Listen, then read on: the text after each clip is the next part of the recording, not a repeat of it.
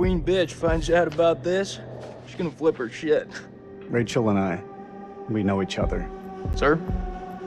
The queen bitch you're referring to is his wife. Nice work, hotshot. Ashley Tisdale, welcome. Now, Ashley plays Rachel in Supermassive Games' Dark Pictures Anthology's House of Ashes. All right, Ashley, what can you tell me about your character? My character, Rachel, is a CIA operative, and it is taken place in 2003 in the Gulf War, and she is on a mission to find chemical weapons, so she's pretty badass. Wow. This is your first time doing a video game. This is my first time, yeah. Wow, so how does that process compare to maybe the stuff that you've done, on camera before? I think that it's just very obviously a different approach to it.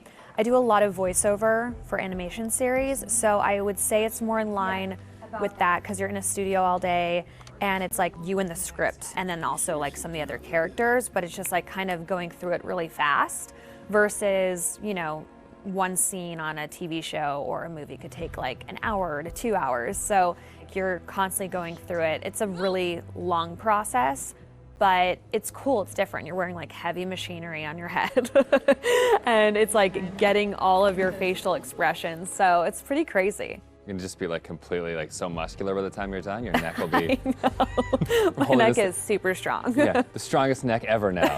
Yeah. And how do you prepare for something like that? Then I feel like as the script, it's not maybe necessarily you're preparing for particular scenes. Everything is so varied. How do you really kind of get ready for it?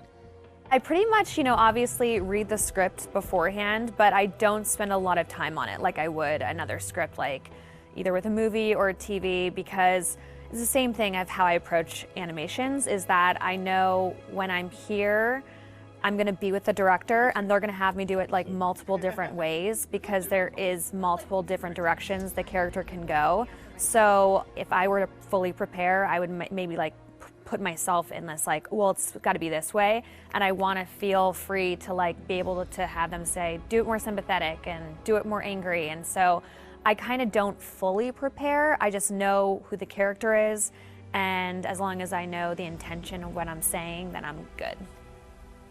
What is it? The guy who served me, I don't know. He was looking at me pretty strange. Probably doesn't get to see a woman like you around these parts very often, especially one that showered. But with any series or film, there's just that one linear path for your character, Yeah. and with this, you have the option of There's living out many the different multiple. arcs. Yeah, how do you kind of keep it all straight or keep a continuity with your character through all that? Honestly, I don't even remember half of it. I think it's just obviously relying on the director, and the guys at Supermassive, they're just really great at knowing where we are in the storyline, and so it's just heavily trusting them.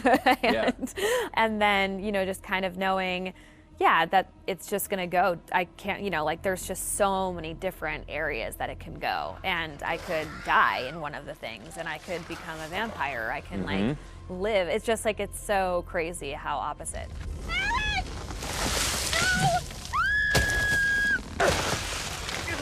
It's got to be interesting too to think that someone's gonna like play you in a game, and then maybe you'll die or you'll live or you'll like the people will be in control of your future. I know. I think it's gonna be really crazy just seeing my face on like the character. Like that's gonna be so wild. It's so crazy how far video games have come. It's so much more cinematic and like the movies that it's pretty wild. It's like beautiful to watch, but it's gonna be crazy. Now, I guess we have a couple rapid fire questions that I'd like to hit you with as well. Okay, ready for this? Ready. So bitten by a vampire or buried alive? Oof. Yeah, bitten by a vampire. Oh, really? Well, then you get to live forever, so, That is true. Okay, I never thought of that element of it. Things that you've shot so far, do you have a favorite scene? I think my favorite scene would have to be probably early on between Rachel and her husband. It's a flashback, and it's them in the car, and it's a moment in time that kind of changes everything. And what I love about it is that it really shows who Rachel was and how it changed her to become who she is today. There's just so much happening in the game that it's just like a moment where it's just like really kind of stripped down and one-on-one, and I think it's a really beautiful scene. What is it? The guy who served me, I don't know. He was looking at me pretty strange. You know, my sole objective, Rach, is to make you happy. Doesn't matter where we are or what we're going through, I'll always put a smile on your face. See? I told you.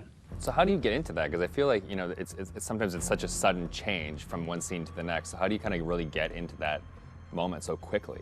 I think how we've done it is that we would start off with the earlier stuff. Okay. So it's kind of like you're building to the bigger pieces. And yeah, usually the end of the day, we'll have like the biggest stuff, whether that's us like screaming and fighting, because it obviously drains us and our vocals. So, you know, they know to kind of like have us do the whole like action stuff at the very end of the day.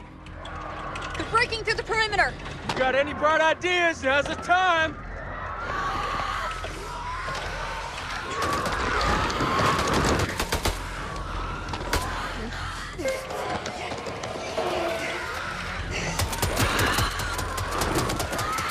It's really odd of being like, okay, now we're gonna be sweet, and now we're gonna be screaming, It's and hard then to you're gonna go be dying, backwards, and then you're gonna be back alive again, and this is a touching moment, and you're gonna die. Yeah, and the first time is gonna be like a strange experience, kind of going off on your own and acting out that kind of separate. Yeah, it's definitely a very interesting process to watch, and it's different from anything I've ever done. Has it been hard to navigate doorways with the camera on? Like, do you find your... Oh, no, I take them off right away. Okay. Anytime I can get a break, because it is a heavy thing, and so it's just like most of the time I'm sitting on the couch with it, like holding the helmet up, because it's like, you know, it's like a weight on your head. So it's pretty crazy. It's expensive equipment. You don't want to like bang it on a door frame. No. Well, now that they've got you in the game, they can put you in anything. I know. I'm so excited because I've never been able to play something like this. Yeah, okay. Well, that's good. Cool. Thank you.